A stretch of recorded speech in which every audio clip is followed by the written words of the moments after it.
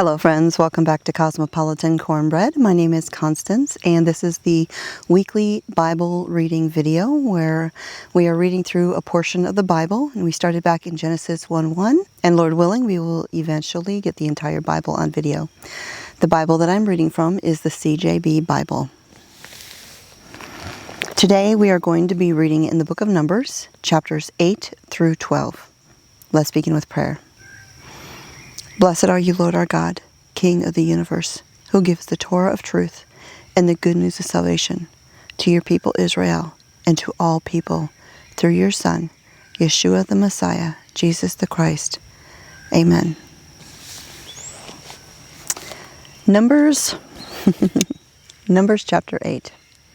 ADONAI said to Moshe, "Tell Aaron, when you set up the lamps, the 7 lamps are to cast their light forward in front of the menorah." Aaron did this. He lit its lamps so as to give light in front of the menorah, as ADONAI had ordered Moshe. Here is how the menorah was made. It was hammered gold from its base to its flowers, hammered work, following the pattern ADONAI had shown Moshe. This is how he made the menorah. ADONAI said to Moshe, "Take the Levim from among the people of Israel and cleanse them. Here is how you are to cleanse them. Sprinkle the purification water on them. Have them shave their whole body with a razor, and have them wash their clothes and cleanse themselves. Then they are to take a young bull with its grain offering, which is to be fine flour mixed with olive oil, while you take another bull for a sin offering. You are to present the Levim in front of the tent of meeting and assemble the entire community of the people of Israel. You will present the Levim before ADONAI. The people of Israel will lay their hands on the Levim, and Aaron will offer the Levim before ADONAI as a wave offering from the people of Israel, so that they may do ADONAI's service. The Levim will lay their hands on the heads of the bulls. The one you will offer as a sin offering and the other as a burnt offering to ADONAI, to make atonement for the Levim. You are to place the Levim before Aaron and his sons and offer them as a wave offering to ADONAI. In this way you will separate the Levim from the people of Israel, and the Levim will belong to me. After that the Levim will enter and do the service of the tent of meeting. You will cleanse them and offer them as a wave offering, because they are entirely given to me from among the people of Israel. I have taken them for myself in place of all those who come first out of the womb, that is, the firstborn males of the people of Israel. For all the firstborn among the people of Israel are mine, both humans and animals. On the day I struck all the firstborn in the land of Egypt, I set them apart for myself. But I have taken the Levim in place of all the firstborn among the people of Israel.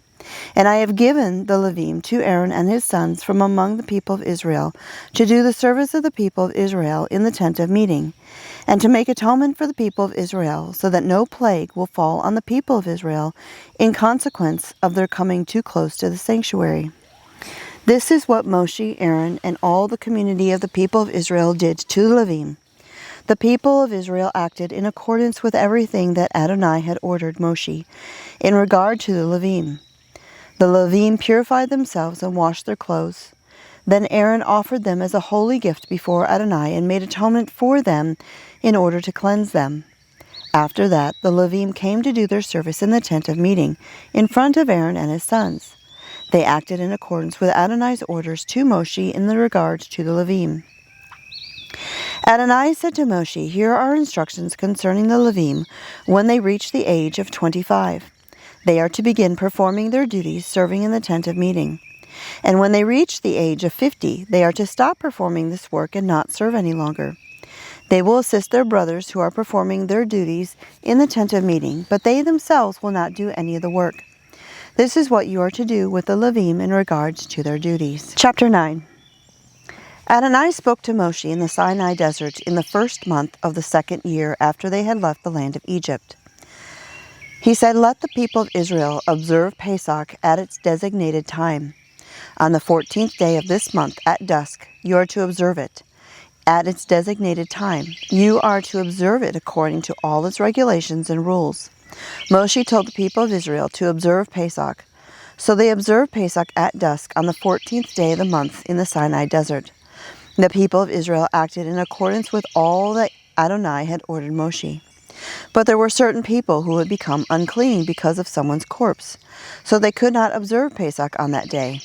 So they came before Moshe and Aaron that day and said to him, "We are unclean because of someone's corpse, but why must we be kept from bringing the offering for Adonai at the time designated for the people of Israel?" Moshe answered them, "Wait so that I can hear what Adonai will order concerning you." Adonai said to Moshe, "Tell the people of Israel, if any of you now or in the future generations is unclean because of a corpse, or if he is on a trip abroad, nevertheless he is to observe Pesach. But he will observe it in the 2nd month on the 14th day at dusk. They are to eat it with matzah and maror. They are to leave none of it until morning, and they are not to break any of its bones. They are to observe it according to all the regulations of Pesach. But the person who is clean and not on a trip, who fails to observe Pesach, will be cut off from his people, because he did not bring the offering for Adonai at its designated time. That person will bear the consequences of his sin. If a foreigner is staying with you and wants to observe Pesach for Adonai, he is to do it according to the regulations and rules of Pesach. You are to have the same law for the foreigner as for the citizen of the land." On the day the tabernacle was put up, the cloud covered the tabernacle, that is, the tent of the testimony. And in the evening, over the tabernacle was what appeared to be fire, which remained until morning. So the cloud always covered it, and it looked like fire at night. Whenever the cloud was taken up from the tent, the people of Israel continued their travels, and they camped wherever the cloud stopped. At the order of Adonai, the people of Israel traveled. At the order of Adonai, they camped. And as long as the cloud stayed over the tabernacle, they stayed in camp.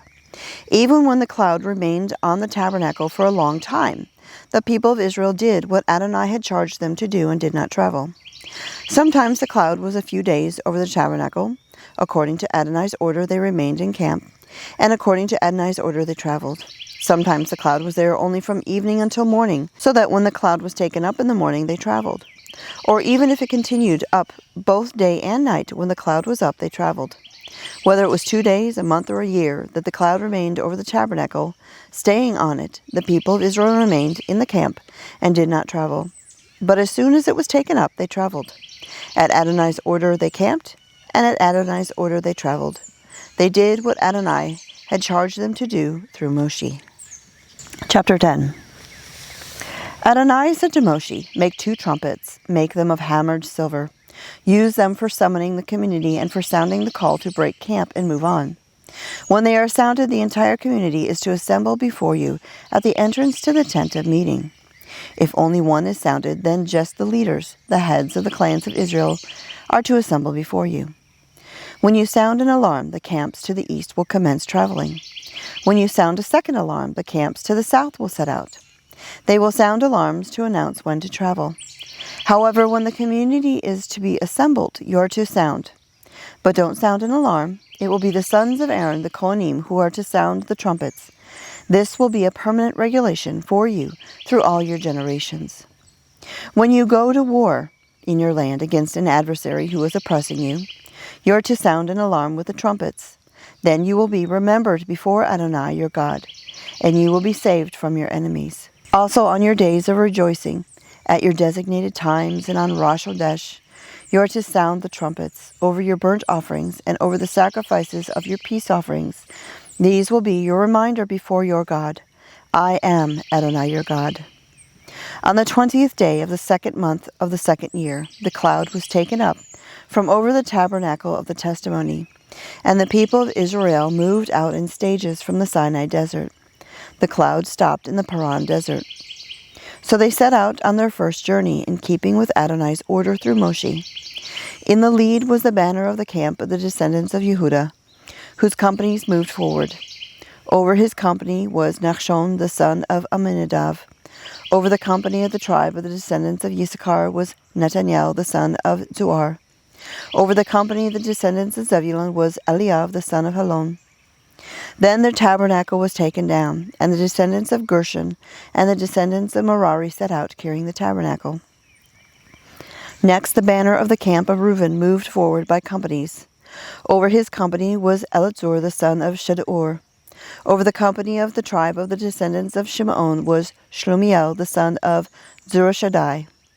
Over the company of the descendants of Gad was Elisaph, the son of Deuel. Then the descendants of Kahat set out, carrying the sanctuary, so that at the next camp the tabernacle could be set up before they arrived. The banner of the camp of the descendants of Ephraim moved forward by companies. Over his company was Elishama, the son of Ammihud. Over the company of the tribe of the descendants of Manasseh was Gamliel, the son of Pedahzur. Over the company of the descendants of Benjamin was Avidan, the son of Gideoni. The banner of the camp of the descendants of Dan, forming the rear guard for all the camps, moved forward by companies. Over his company was Achiezer, the son of Ammishaddai. Over the company of the tribe of the descendants of Asher was Pagiel, the son of Ochran. Over the company of the descendants of Naphtali was Achara, the son of Enan. This is how the people of Israel traveled by companies, thus they moved forward. Moshe said to Havav, the son of Reuel, the Midiani, Moshe's father-in-law, "We are traveling to the place about which Adonai said, 'I will give to you.' Come with us, and we will treat you well, because Adonai has promised good things to Israel." But he replied, "I will not go. I would rather go back to my own country and my own kinsmen." Moshe continued, "Please don't leave us, because you know that we have to camp in the desert, and you can serve as our eyes. If you do go with us, then whatever good Adonai does for us, he will do the same for you." So they set out from Adonai's mountain and traveled for 3 days. Ahead of them on this 3-day journey went the ark of Adonai's covenant, searching for a new place to stop. The cloud of Adonai was over them during the day as they set out from the camp. When the ark moved forward, Moshe said, "Arise, Adonai, may your enemies be scattered. Let those who hate you flee before you." When it stopped, he said, "Return, Adonai, of the many, many thousands of Israel." Chapter 11. But the people began complaining about their hardships to Adonai. When Adonai heard it, his anger flared up, so that fire from Adonai broke out against them and consumed the outskirts of the camp. When the people cried to Moshe, Moshe prayed to Adonai, and the fire abated. That place was called Tavarah, burning, because Adonai's fire broke out against them. Next, the mixed crowd that was with them grew greedy for an easier life, while the people of Israel, for their part, also renewed their weeping and said, "If only we had meat to eat. We remember the fish we used to eat in Egypt. It cost us nothing. And the cucumbers, the melons, the leeks, the onions, the garlic. But now we are withering away. We have nothing to look at but this manna." The manna, by the way, was like coriander seed and white like gum resin. The people would go around gathering it and would grind it up in mills or pound it to a paste with mortar and pestle. Then they would cook it in pots and make it into loaves that tasted like cakes baked with olive oil. When the dew settled on the camp during the night, the manna came with it. Moshe heard the people crying, family after family, each person at the entrance to his tent. The anger of Adonai flared up violently, and Moshe too was displeased. Moshe asked Adonai, "Why are you treating your servant so badly? Why haven't I found favor in your sight, so that you put the burden of this entire people on me? Did I conceive this people? Was I their father, so that you could tell me, 'Carry them in your arms like a nurse carrying a baby, to the land you swore to their ancestors'? Where am I going to get meat to give to this entire people? Because they keep bothering me with their crying and saying, 'Give us meat to eat.' I can't carry this entire people myself alone. It's too much for me. If you are going to treat me this way, then just kill me outright. Please, if you have any mercy toward me, don't let me go on being this miserable." Adonai said to Moshe, "Bring me 70 of the leaders of Israel, people you recognize as leaders of the people and officers of theirs. Bring them to the tent of meeting and have them stand there with you. I will come down and speak with you there, and I will take some of the spirit which rests on you and put it on them. Then they will carry the burden of the people along with you, so that you won't carry it yourself alone. Tell the people, 'Consecrate yourselves tomorrow, and you will eat meat,' because you cried in the ears of Adonai. 'If only we had meat to eat. We had a good life in Egypt.' All right. Adonai is going to give you meat, and you will eat it. You won't eat it just 1 day or 2 days or 5 or 10 or 20 days, but a whole month, until it comes out of your nose and you hate it, because you have rejected Adonai, who is here with you, and distressed him with your crying and asking, 'Why did we ever leave Egypt?'" But Moshe said, "Here I am with 600,000 men on foot, and yet you say, 'I will give them meat to eat for a whole month'? If whole flocks and herds were slaughtered for them, would it be enough? If all the fish in the sea were collected for them, would even that be enough? Adonai answered Moshe, has Adonai's arm grown short? Now you will see whether what I said will happen or not. Moshe went out and told the people what Adonai had said. Then he collected 70 of the leaders of the people and placed them all around the tent. Adonai came down in the cloud, spoke to him, took some of the spirit that was on him, and put it on the 70 leaders. When the spirit came to rest on them, they prophesied, then, but not afterwards. There were 2 men who stayed in the camp, one named Eldad and the other Medad, and the spirit came to rest on them. They were among those listed to go out to the tent, but they hadn't done so, and they prophesied in the camp. A young man ran and told Moshe, Eldad and Medad are prophesying in the camp. Yahashua, the son of Nun, who from his youth had been Moshe's assistant, answered, My lord Moshe, stop them. But Moshe replied, Are you so zealous to protect me? I wish all of Adonai's people were prophets. I wish Adonai would put his spirit on all of them. Moshe and the leaders of Israel went back into the camp, and Adonai sent out a wind which brought quails from across the sea and let them fall near the camp, about a day's trip away on each side of the camp and all around it, covering the ground to a depth of 3 feet. The people stayed up all that day, all night, and all the next day, gathering the quails. The person gathering the least collected 10 heaps, and then they spread them out for themselves all around the camp. But while the meat was still in their mouth, before they had chewed it up, the anger of Adonai flared up against the people, and Adonai struck the people with a terrible plague.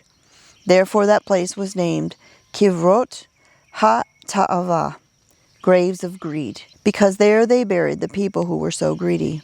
From Kivrot Ha-Ta'avah, the people traveled to Hatzerot, and they stayed at Hatzerot. Chapter 12. Miriam and Aaron began criticizing Moshe on account of the Ethiopian woman he had married, for he had in fact married an Ethiopian woman. They said, Is it true that Adonai has spoken only with Moshe? Hasn't he spoken with us too? Adonai heard them. Now this man Moshe was very humble, more so than anyone on earth. Suddenly Adonai told Moshe, Aaron, and Miriam, Come out, you 3, to the tent of meeting. The 3 of them went out. Adonai came down in a column of cloud and stood at the entrance to the tent. He summoned Aaron and Miriam, and they both went forward. He said, Listen to what I say. When there is a prophet among you, I, Adonai, make myself known to him in a vision. I speak with him in a dream. But it isn't that way with my servant Moshe. He is the only one who is faithful in my entire household. With him I speak face to face and clearly, not in riddles. He sees the image of Adonai. So why weren't you afraid to criticize my servant Moshe? The anger of Adonai flared up against them, and he left. But when the cloud was removed from above the tent, Miriam had za'arat, as white as snow. Aaron looked at Miriam, and she was white as snow. Aaron said to Moshe, Oh, my Lord, please don't punish us for this sin we committed so foolishly. Please don't let her be like a stillborn baby with its body half eaten away when it comes out of his mother's womb. Moshe cried to Adonai, Oh God, I beg you, please heal her. Adonai answered Moshe, If her father had merely spit in her face, wouldn't she hide herself in shame for 7 days? So let her be shut out of the camp for 7 days. After that, she can be brought back in. Miriam was shut out of the camp 7 days, and the people did not travel until she was brought back in. Afterwards, the people went on from Hatzerot and camped in the Paran desert. That is the reading for this week. You can join me here every Friday for a Bible reading, and you can also join me live here on the YouTube channel on Saturday mornings at 8 a.m. Central Time, where we are reading the Bible and we have prayer and fellowship as well. And be sure to check out my faith website, walkingintorah.com, where you can find a growing library of Bible study articles and resources. With that, may the Father bless you and keep you. May he make his face shine upon you and give you peace. In the name of the Prince of all Peace, Yeshua HaMashiach. God bless, and I'll talk to y'all next time.